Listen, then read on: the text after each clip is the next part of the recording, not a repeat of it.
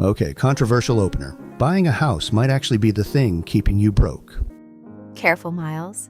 Half our audience just paused this to yell at their screen. Good. Let them yell, because the math on this is way messier than anyone tells you at the closing table. Hey everyone, welcome back to Income After Hours. I'm Harper Bennett. And I'm Miles Sinclair, and today we're going after one of the biggest money myths out there, that owning a home is automatically the smart, grown-up financial move. We're going to break down the real cost of a house versus renting, why debt quietly wrecks your options, and how you actually build freedom with money, not just stuff. Before we get into it, quick, honest ask. If you're getting value out of these breakdowns, hit subscribe and the notification bell. It's a free way to support the show, and it tells us to keep making more episodes like this one. All right, let's start with the basic mindset shift, because I think this is where most people get money wrong from day one. Right? Most of us were raised to think of money purely as a thing you spend. Paycheck comes in, bills go out, maybe something fun left over. Think about it. If you handed random people a windfall and asked what they do with it, 90% of answers are some version of pay off this, buy that, upgrade the other thing. It's all outbound. Money is a one-way street. But there's a second use for money almost nobody's taught. You can point it at assets and let it start earning on its own. So instead of asking, what can this paycheck buy me? You start asking, what can this paycheck go earn for me? Exactly. Say you're bringing home $4,000 a month. Every dollar you funnel into index funds instead of a new gadget is a dollar that starts generating its own little paycheck down the road. And that reframing matters because as long as your only income is your labor, you're tied to whoever's willing to pay you for that labor. You're renting out your time forever. The second you've got assets producing income, you've got options your boss can't take away. Which brings us to the house conversation. Because a house is usually sold to people as the asset, the safe grown-up choice. And look, it can build wealth. But here's the trap. Most people don't buy a house that fits their life. They buy the biggest house a lender will approve them for. Because the lender's whole incentive is to hand you the largest loan possible. That's how they make their money. Picture this. A couple making $90,000 combined gets pre-approved for a $400,000 loan. So naturally, they start touring $400,000 houses. Even though they never asked whether they should spend that much, they just asked whether they could. And then people say, well, my mortgage is basically the same as my rent. So what's the difference? The difference is the mortgage is just the entry fee. It's the smallest number on the whole bill. Right? Add property taxes, homeowners insurance, HOA fees maybe, and then the stuff nobody budgets for. A water heater dying, a roof needing replacement, termite damage. And unlike rent, those costs aren't fixed. Your landlord eats a broken furnace, you own the house, you eat it, and it can show up any month, any year. That's the part people miss. Rent is a known number every month. Home ownership is a known number, plus a random surprise tax that shows up whenever it feels like it. And then there's the upgrade spiral. You move into a bigger place than your old apartment. Suddenly your old furniture looks tiny and sad in the new living room. So now you're buying a couch, then new appliances because the old ones don't match the kitchen, then landscaping because the yard looks bare. None of that was in the mortgage calculator. It just kind of appears once you own the space. And here's a stat worth sitting with. Home prices in the US have climbed something like 300% since 1980, way ahead of wage growth over that same stretch. Meanwhile, average pay hasn't kept anywhere close to that pace. So the entry price into homeownership keeps getting further from what a normal paycheck can comfortably support. Which is exactly why people stretch. They convince themselves the stretch is fine because everyone stretches. Now, to be fair, this isn't universally true everywhere. Buy in the right neighborhood at the right time, and the house appreciates like crazy. Sure, but nobody knows which city is about to boom and which one is about to stall. 20 years ago, some cities looked like guaranteed winners and ended up flat. Other cities everyone wrote off are having a comeback now. So betting your whole financial plan on your specific zip code appreciating is a gamble dressed up as a safe decision. Here's the piece that really doesn't get talked about enough, though: flexibility. owning ties you to a location in a way renting simply doesn't. Say you're 26, you're a designer, and a company in another city offers you a role that doubles your salary. If you're renting, you give notice and you're gone in a month. If you own, now you've got to sell the place or scramble to become a landlord overnight, deal with closing costs, agent commissions, staging, the whole circus. And those transaction costs on a house are brutal, often eating a chunk of whatever equity you built up in just a couple years of ownership. Compare that to renting. Worst case, you lose a security deposit. That's it. Clean exit, no drama. So early in your career especially, when the best opportunities might require you to move across the country or even abroad, a house can quietly become an anchor holding you in place. And there's a guilt layer too. Even if you could take the opportunity, part of your brain goes, but I've got this mortgage. I can't just leave it.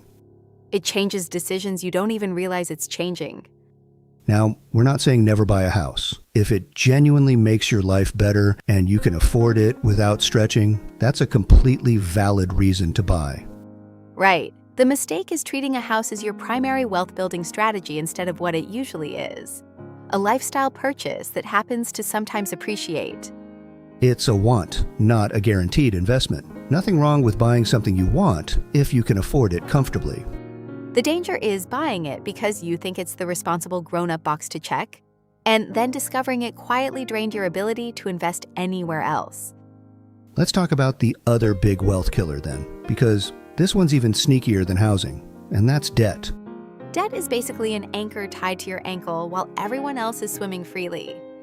You can technically still move forward with debt. It's just so much heavier every single stroke. And the sneaky part is how normal it feels. Car payment, credit card balance, buy now, pay later on your phone case. It all seems routine. But every one of those payments is future income that's already spoken for before you even earn it. Okay, so let's get practical.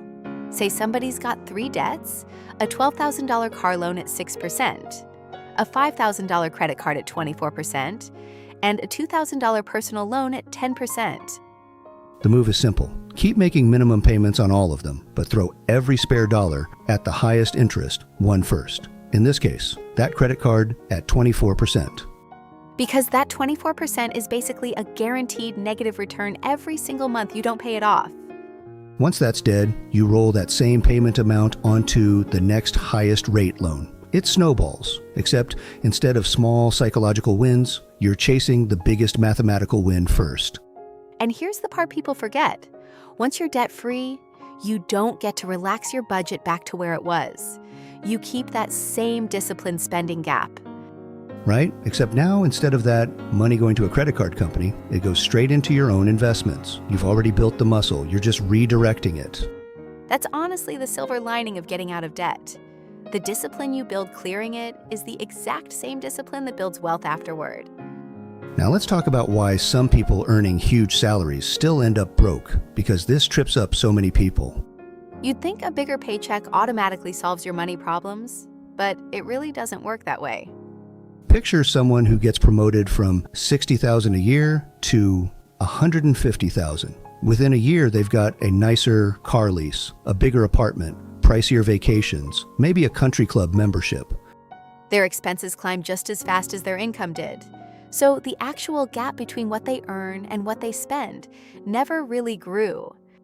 We call it lifestyle creep for a reason. It creeps up on you quietly until one day you realize you're making triple what you used to and still living paycheck to paycheck. And ironically, people with bigger incomes often feel more social pressure to keep up appearances. Nicer neighborhood, private school, status car. Meanwhile, somebody making half that salary, but without those social pressures, can actually bank a much bigger percentage of what they earn. So wealth isn't really about how much you earn. It's about the size of the gap between earning and spending. I like to call it the more stuff trap. The more things you convince yourself you absolutely need, the smaller your odds of ever becoming financially independent. And to be clear, this isn't about living like a monk and denying yourself everything. It's about being honest with yourself about what you actually value. Right? If you truly love nice cars more than almost anything, fine, spend there. But know that every dollar, there is a dollar not compounding somewhere else. It's really just picking your priorities on purpose instead of drifting into spending because everyone around you is spending. Let's bring in a phrase people love throwing around: freedom money. The amount that lets you tell an awful boss or a miserable job situation you're stepping away on your own terms. I actually think of it less as one finish line and more like a strength you build gradually, kind of like building muscle at the gym. You don't wake up one day and suddenly bench press your body weight. It's small, consistent reps that add up. Same with money. The very first month you set aside even $200 into an investment account, you're a tiny bit stronger financially than you were before. And that strength compounds. 6 months in, you've got a real emergency cushion. A year in, you've got enough that a bad manager or a toxic workplace doesn't feel like a life sentence anymore. You might not have enough to retire, but you've got enough to walk away from a role that's damaging you and take a breath while you look for something better. That's such a different feeling from being trapped because you literally can't afford to lose the paycheck for even 1 month. I think about people stuck in jobs that are actively grinding them down. And so much of that stuckness isn't really about the job. It's about the bank account not giving them room to breathe. Exactly. The anxiety isn't just from the job itself. It's from knowing you have zero cushion if you lose it or choose to leave it. So building that fund isn't really about greed or chasing riches. It's about buying yourself the ability to breathe and choose. Let's get concrete on how somebody actually builds this thing on a normal paycheck, because the theory's nice, but people want numbers. Say you bring home $3,500 a month. Rent, groceries, utilities, transportation eat up $2,500. That leaves $1,000 to work with. First move, build a small starter cushion, maybe $1,000 or $2, just so a flat tire or a broken phone doesn't send you back into credit card debt. After that cushion exists, start splitting that extra money. Some toward a fully funded emergency fund covering 3 to 6 months of expenses, some toward long-term investing. And this is where a boring, unglamorous approach actually wins. Putting money regularly into a broad stock market index fund rather than trying to pick winners. Because historically, broad index investing has been one of the most reliable ways for regular people to build wealth over decades, without needing to be a stock-picking genius. You don't need to time the market, chase the next hot coin, or pay someone a hefty fee to manage it for you. Consistency does the heavy lifting. People always want the exciting answer, some secret stock, some crypto play. But the unsexy truth is showing up every single month is what actually moves the needle. It's like asking a bodybuilder for the one secret rep that built their physique. There isn't one. It's thousands of ordinary reps stacked over years. I like that. Investing is just financial reps. Boring on any single day, powerful over years. Let's zoom out for a second, because there's a psychological piece underneath all of this that we should really name. You mean the emotional side of spending? Because I think that's honestly harder to fix than the math side. Totally. A lot of us were taught that buying something nice equals proof you're doing well. New phone, new sneakers, a nicer car, it becomes tied to self-worth. So payday turns into this little dopamine hit. You feel successful for about a week, and then the bill arrives and reality snaps back. And here's a thought that sticks with me. When you're driving something flashy, hoping strangers admire you, they're not actually thinking about you at all. Right, they're thinking about themselves in that seat. Nobody's clocking you specifically. They're just briefly imagining their own life being a little nicer. So the whole performance of wealth doesn't even land the way we hope it will. It's spending for an audience that isn't actually watching. That's why I think managing expectations matters so much too. If you buy something nice, expecting it to fundamentally change your happiness, you're setting yourself up for a letdown. But if you go in already knowing, this thing won't fix my life, it's just a nice bonus, weirdly, you end up enjoying it more. Lower the emotional stakes on the purchase, and you actually get more genuine enjoyment out of it. And money itself doesn't create happiness out of nothing. It mostly just amplifies whatever's already there. A miserable person with a big bank account is often still miserable. But the flip side matters too. Being broke absolutely can create real suffering. Constant stress, sleepless nights, that specific dread of an overdraft notice. So maybe the honest way to put it is money doesn't necessarily add happiness, but having none of it can absolutely subtract it. Getting your finances in order doesn't guarantee bliss, but it removes a whole category of daily stress that was eating at you. All right, let's pull this all together because we've covered a lot of ground. First big idea. Stop thinking of money only as something you spend. Start thinking about what it can earn for you if you point it at assets instead.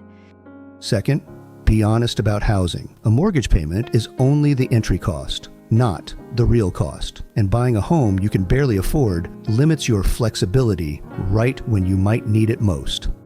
Third, debt isn't just a number. It's a weight slowing every financial move you try to make. So attack the highest interest one first, and keep the discipline once it's gone. Fourth, income size isn't the whole story. The gap between what you earn and what you spend is what actually builds wealth. And finally, build your freedom fund gradually. It doesn't need to fully replace your income to change your life. It just needs to give you real options. If there's one thing to walk away with, it's this. Wealth isn't really about the size of your paycheck. It's about what you choose to do with the space between earning and spending. That's such a good way to put it.